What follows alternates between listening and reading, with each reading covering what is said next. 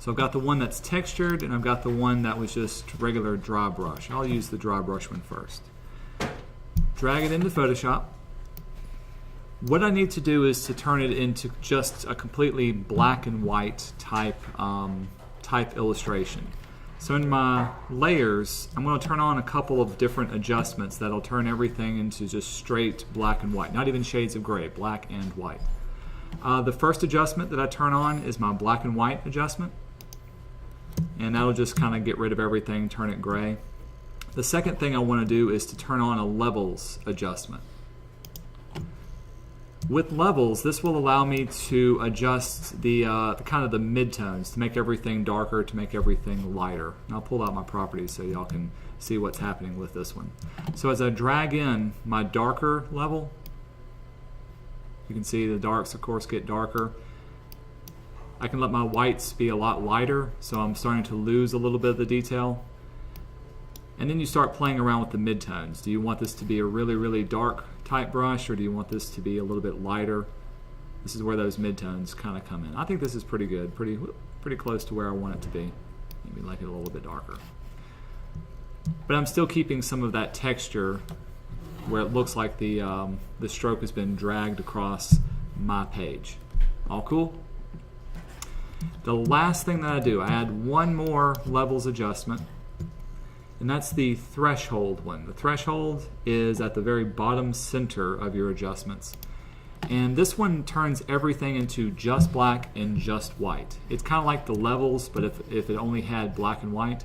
And you can adjust the amount of threshold, rather lighter or darker, that you want it to be. In this case, I want to keep it on the darker side so I get a lot more different textures.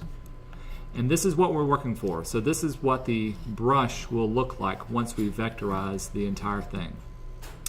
3 different adjustments that I'm using. Thank you. I've got my first the black and white, then the levels adjustment, then the threshold adjustment to adjust how I want each of my brushes to be. Sometimes you may want to break these brushes up and work on them individually, but just for the sake of time, I'm doing all of them all at once right now. I'll pause this and give you all. Once you've got this created, we're just going to save this as a regular JPEG. So File, Save As. By default, since we've got all the layers, it's going to want to save it as a Photoshop file. I'm just going to change that format to JPEG. There it is. Save it to the desktop. And we'll close it out. No need to save what I'm working with. The next thing you need to do, take that file that you just created, the black and white one, drag it into Illustrator. So Adobe Illustrator. Or not the Photoshop file, save it as a JPEG and open that JPEG in Illustrator.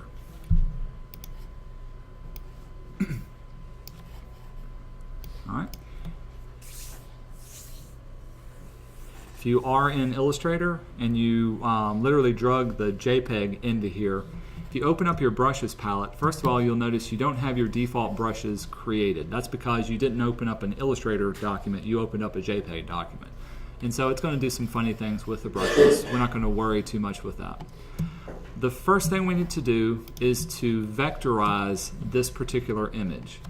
Now, if you didn't know about it, and I'm sure everybody in here already knows about it, you can quickly vectorize something and get all the little details by doing what's called an image trace. I've got my image selected. At the very top, towards the middle of your tool options, there's image trace. And it may give you a warning saying this image is very large, it may go slowly. We'll just say okay to that. You got your image selected? Click. There you go. All right. And what it's done, it may not show it to you 100% right now, but it'll go through and look for the black and the white different areas, and it's going to vectorize all those areas. Image Trace does have some options. Once you click on it, look for this little icon. It's a drop-down icon. That'll open up your Image Trace options somewhere. Oh, here it is. And you can adjust the threshold even further, or some of the more advanced things. To be honest, for what we're doing, if you just keep it at default, it'll do everything that you need because we've already adjusted the threshold, we've already adjusted the black and white areas of it. The last thing you need to do, once you've got it image traced, is click on the word expand. This will actually break it up into the individual vector objects. So clicking on expand, you should be able to see all the vector points that you created. All cool? Everybody with me? Very good, very, very good. Now that you've got it vectorized, all we really care about are the black areas. We want to get rid of all of the white areas. If you use your white arrow tool, of course you can select the, click on the white area and actually delete it away. However, every once in a while there may be a smaller area like this, this one right here, it's trapped inside of it. It didn't get selected. So what I want to do is I want to get all of the white areas. Here's a great way of selecting all the same fill color. At the very top, if you go to select, you can select the same, in this case, fill color, which is the white that we selected. And you can see here we are, lots of little areas that didn't get selected or deleted away. I can now hit delete and they're all broken up from there. Everybody with me? Oh, cool. So you've gotten rid of the white area, you've got everything vectorized. You'll notice that when I select it now, it's all grouped together, so of course we do need to ungroup it. Object and ungroup. Now comes the fun part of actually selecting them and making the brush out of what we want to create. So if this first top one, I'm going to highlight it, got it selected. In your brushes palette, click on the new brush button at the bottom right hand corner, and it's going to ask you what kind of brush did you want to create. And you can see there's different types. What we're creating is an art brush, a textured art brush. With art brush selected, we'll say OK. And this will give you an idea of what it's going to be doing. Essentially, you're using that particular type of pattern. We're going to keep everything basically the same. For now, you can start customizing it, start changing it up, but we're going to keep the brush options to stretch to fit the stroke. We're going to keep the direction basically the same, so it's going to go start here, ending on this way. The color method will allow you to change the color of what you're working with. Right now, if you kept it at colorization of none, no matter what color you chose, it would always be black. It would always be the color that you created it to be. If you changed it to tints and shades, or hue, this will allow you to change up the color of what we're working with. I'm going to do a tint shade. Hopefully that's the correct one to work with. You can choose a certain key color. I'll show you what this means in just a second. To change that to tints, we're going to keep everything else the same. When I say OK, I've now got a new brush created from what I've created from here. And you can do this for all the brushes that you've created. So select this next one, create a new brush, make sure it's an art brush, say OK. And all that I changed was the colorization mode to tints, and say OK to that. Here's an even faster way.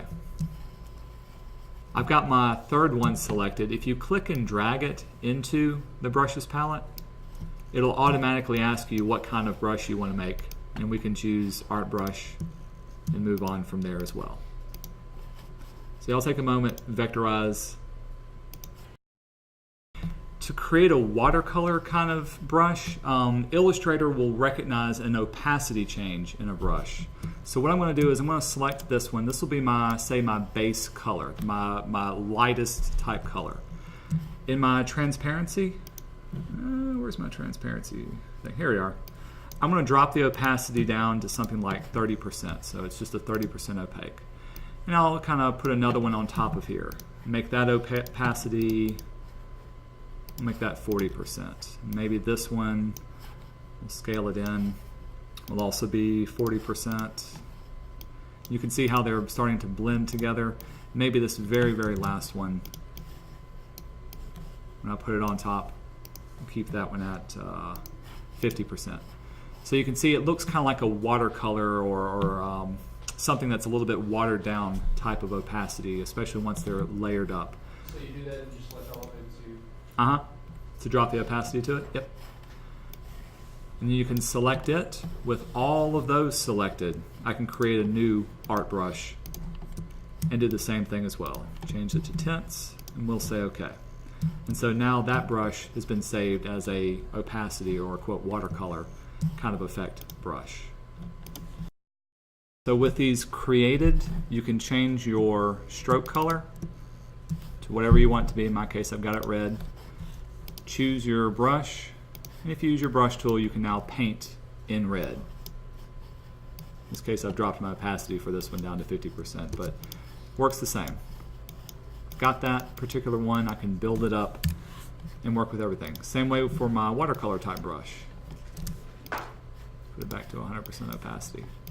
Now I've got this particular type of effect I can very, very quickly work through and create. Change up any color and it'll work on that.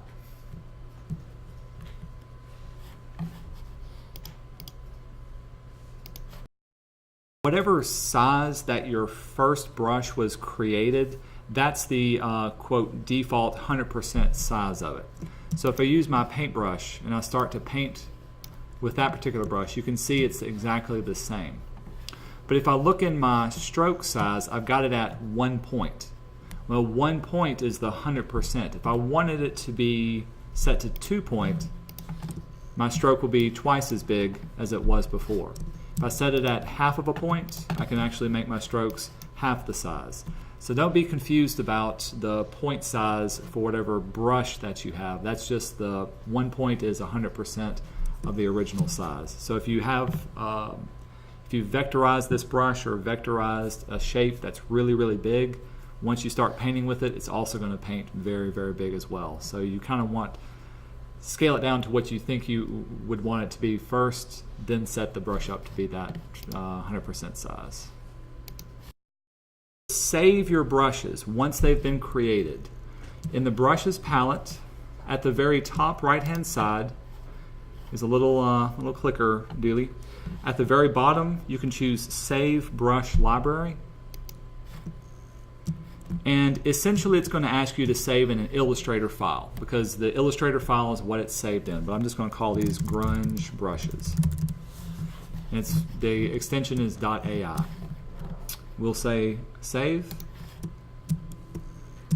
Once it's saved, you can create a new document. And like you pointed out, when you make a new document, they're not there. So to load up your brushes, click on the top right-hand side again, choose Open Brush Library, and at the very bottom choose Other Library. And this is where you'll go and you'll find that AI file that you just saved. In my case, I believe I saved it to the desktop. I hope I saved it to the desktop.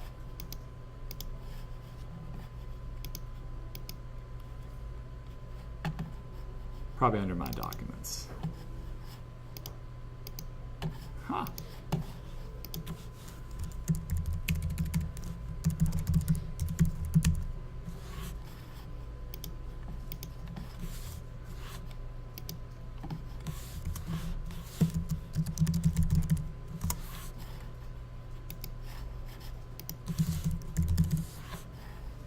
Hey, there they are. Well, and then you can open them up and start using those brushes once you find where you saved them. That is a flower. Let's see, I'm going to make a quick flower out of this. It'll be red, and it's got some petals.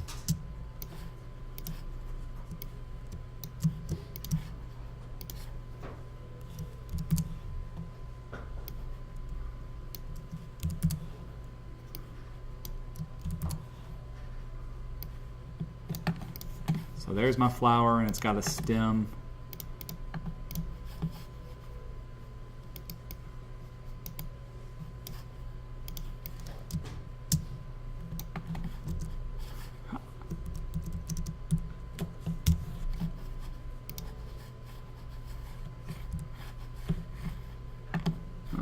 Where's my, there we go.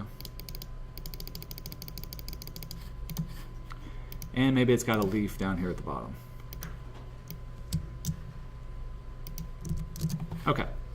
So So let's say I wanted to make a brush out of this. I wanted to draw a bunch of these flowers over and over again, and I wanted to adjust their sizes. I'm going to group everything together. I'm going to make a brush out of this particular object. I'm even going to scale it down so we can keep seeing it. Drag it into my brushes. It's going to say, hey, what kind of brush do you want to make? I'm going to make an art brush. We'll say OK. I'm going to keep everything exactly the same. I'm not even going to change up my colorization mode. If I say OK, so here's my little art brush that I have created here. Grab my brush tool, and I start painting with it. Oop, should go from the top down. As long as I keep it the same size, it works out. But watch what happens. You can see if I get too short or too tall, what's going on? It's stretching it out. Because remember, what you're doing with these art brushes is it's stretching all the way along whatever path that you're creating. Well, what I want to do is I want to be able to stretch it, keep the top and the bottom exactly the same. I just want to stretch it along this particular area and make a flower that would do that. I don't want to have something like this. Well, this is where, let me undo that. This is where a new feature, I think they opened it up in CS5, came in. I'm going to do the same thing. I'm going to select my flower, make a new art brush. This time, instead of stretching it to fit the length of it or even scaling it down, I'm going to stretch it between the guidelines.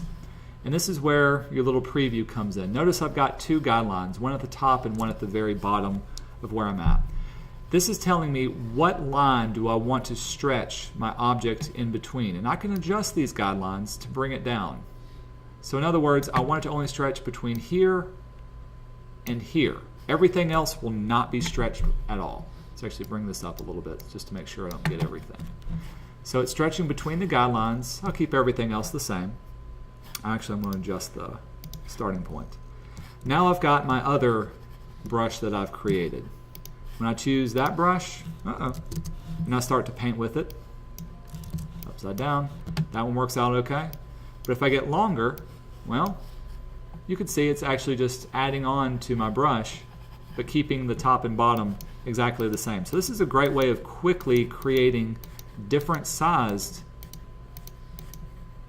stuff without having to redraw everything. Pretty cool?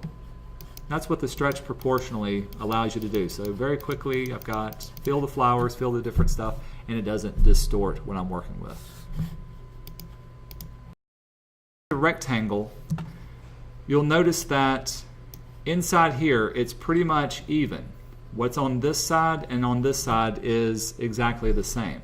If I placed it right here, however, what's on this side and on this side is not the same. So if I tried to repeat it, it wouldn't repeat properly. The pattern wouldn't be exactly the same. And to make it seamless, I want to make sure that what I have is symmetrical. Make sense? If I placed it right here, is my pattern symmetrical? Yeah, it's symmetrical. Same on this side, same on this side. So what we're about to do does matter so that one edge will line up with the next edge, because whatever's inside of here is going to repeat over and over and over again. So I'll tell you what, I'm going to erase away these just so we don't get confused. And I'm going to place my pattern right about here. We'll say right there. I don't even need what's right here. What I want to do is I want to cut everything out and only have what's inside of this one. To do that, just really quickly, I'm going to use my Pathfinder. Pathfinder is a great way to cut between objects. So I'm going to select this. Let's see if I don't have my Pathfinder open. There it is. And, excuse me. And I believe, let's try and delete the front. Nope, not going to do it. We need to unite the bottom chain link. Say again? Unite the 3 chain links. Make that one object. No, it doesn't have to be one object. Yeah, you can. It doesn't have to be grouped at all. Not at all. You can have as many objects as you need within there. Good question though. Oh, come on. Tell you what, we'll just. No.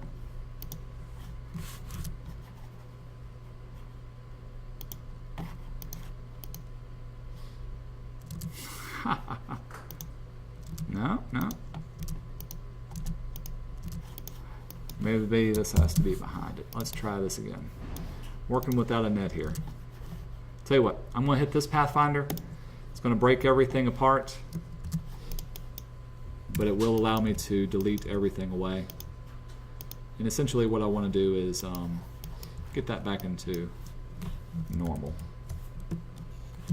Oh, were those strokes? Were those chain link strokes? They were strokes, and that was probably the problem. Yeah, It should have been solid objects.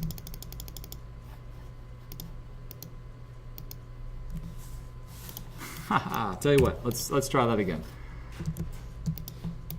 Choose my rounded rectangle. We'll draw this as a stroke. And you're right.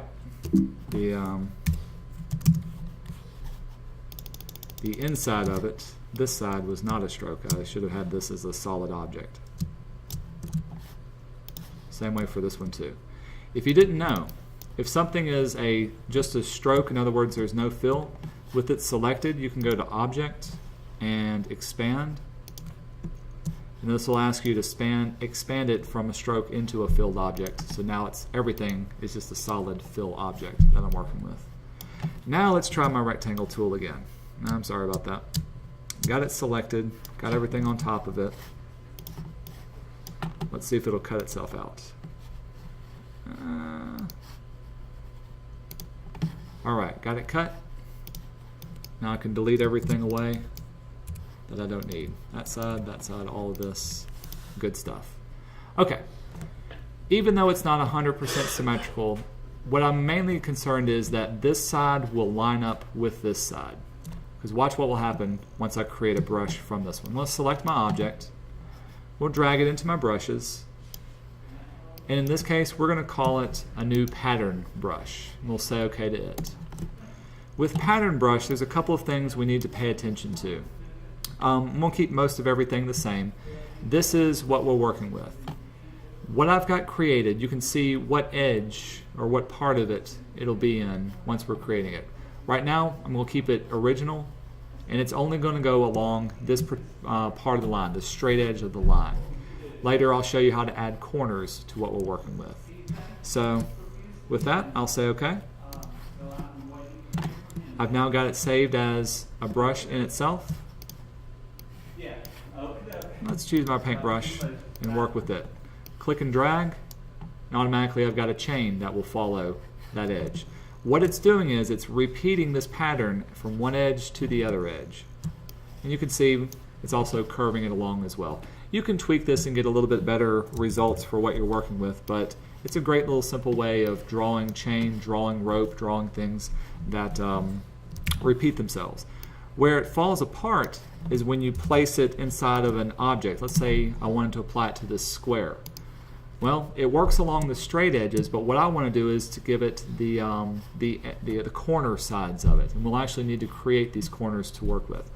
While I'm doing this, y'all go ahead, make yourself a chain. Y'all saw how I did it. Give yourself a solid open link and then one solid straight link. And then cut it out. Oops. So I've got two separate lines, and I want this to be one object, and I want this to be one object. And let's see if I can Pathfinder it up. We'll cut everything out. So I've chosen Pathfinder, cut it up. We'll get rid of everything else that I'm working with. Don't need any of that. Don't need any of that. Actually, don't need that.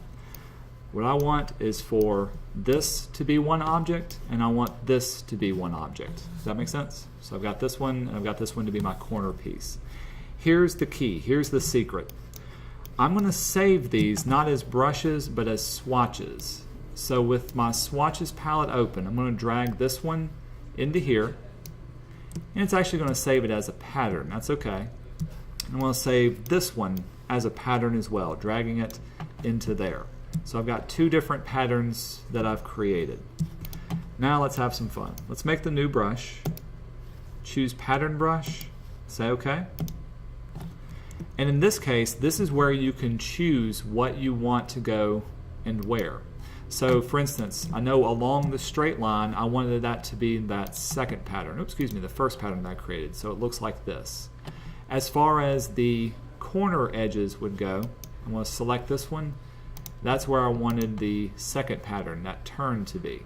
Now if I did it correctly, everything should line up. If I didn't do it, you'll see where the misalignment is, and I'd have to go back and redo it. But I've got now a corner piece, and you can see I can change different types of corners. I can even give it a specific ending point, like a starting and stopping point.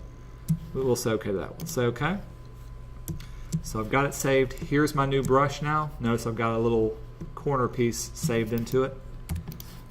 Let's grab my regular brush, start painting with this one. So if I paint along, hey, that's working out fine. Let's choose my square and see what happens. Got it? Selected it. Well, it's obviously off by a little bit. But my thing is, my center point was off by that much. The main thing is, make sure it's squared up. This is where you kind of have to play around, but you get the idea of what's happening. It's placing that one inside of here. Perhaps I would need to change up how I want that one to be, and then you can tell I'm working without a net for how to work with it. But it's placing that object, that little swatch that I created, along the center point to work with. Actually, that's kind of cool in itself. It doesn't make sense, but nevertheless it works out. Let's see what happens if I was to make a different sized type one.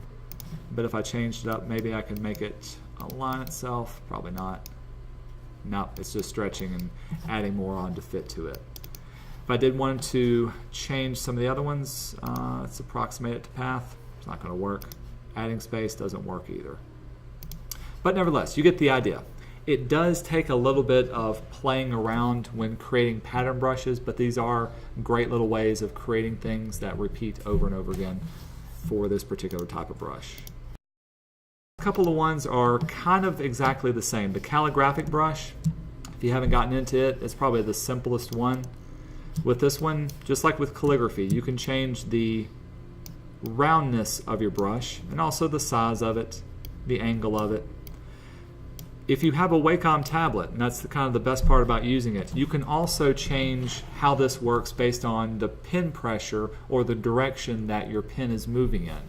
And this is where the fixed comes in. You can change it to be either random, so it'll randomly change itself, or you can make the angle change based on the pressure. Let's see, or there we are, bearing. Bearing is what direction are you going. Will it change the angle based on what your direction you have? The variation is how much of a change will it make based on the direction. Let's say, so it can go full 180, or it can go all the way up from here.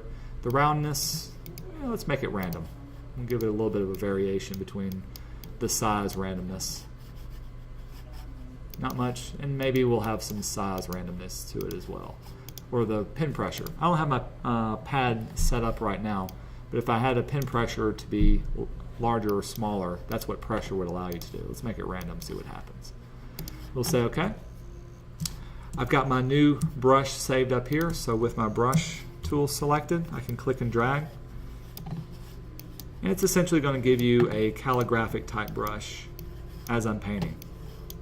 Very simple, very easy thing that you can do to create calligraphy typewriting. So if you wanted your name to be written off very beautifully, this is a great way to be able to do it as well. All cool? That's the simplest one to work with. The other type, the scatter brushes. I'm just going to make a simple star to work with this one. This one was pretty much covered in good detail with the exercise that I gave you, but I won't go into too much with it. But a scatter brush works a lot like scattering does in Photoshop. With this one, you've chosen your object, in this case a star. It can be anything that you want it to be.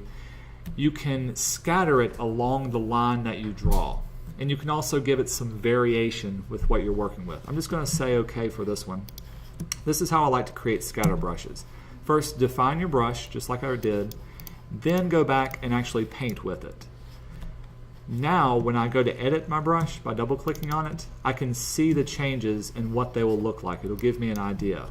So when I start changing the size of it to be a little bit more random, I can give it a minimum and a maximum randomness. Be sure to turn on preview. There we go. Ooh, it's going to get really big. Maybe I want some of them to be a lot smaller and a few to be slightly bigger than that one. So it gets smaller and larger. Spacing. This has to do with how close together they are or fall apart or farther apart. The scatter in itself, this is how far away from the line they are. And you can base this based on your, like I said, randomness or your pen pressure. Oop, that's a rotation. I want to scatter to be random. Here we go. And so this is how far off the line it'll get itself. So if I wanted to very quickly fill the night sky with stars, we'll apply to the strokes. Well, now I've got a brush that in a couple of strokes can fill in entire areas with those night skies. Since I changed the color mode, I can also change the color of my stars to be whatever I need to. That's what a scatter brush will allow you to do. Isn't with that scatter brush, you go to there's a tool on the toolbar, right? With opacity and scrunching and all that That is, it's not a scatter brush, it is a spray brush, I believe it is. It's a little bit different. We'll get into that a little bit later. Scatter brush isn't affected by that, but I know what you're talking about. The last kind of brush that we'll create that doesn't really require you to make something else is a Bristol brush. Bristol brushes, just like with the arts brushes, they try to mimic actual brushes, and they work best when you have a Wacom tablet. You can change the size, you can change the type of brush, so if you want more of a fan brush type of effect, this will give you an idea of what it will look like. And it's just kind of fun to play around with the density of it and opacity of different things to work with it as well. But like I said, it works best mostly with a Wacom tablet once you're painting with it. But notice how, I'll zoom in, you can kind of see this. See how it changes based on how I'm moving my brush. So it's a little bit more random. Can't get it exact, but when I let go, it creates that kind of brush to work with. I prefer using these if I wanted a watercolor type of effect versus the art brushes, simply because it gives me that little bit of randomness that's so hard to work with. Ooh, get really big. Very quickly you can make those brushes to work with you as well. All cool?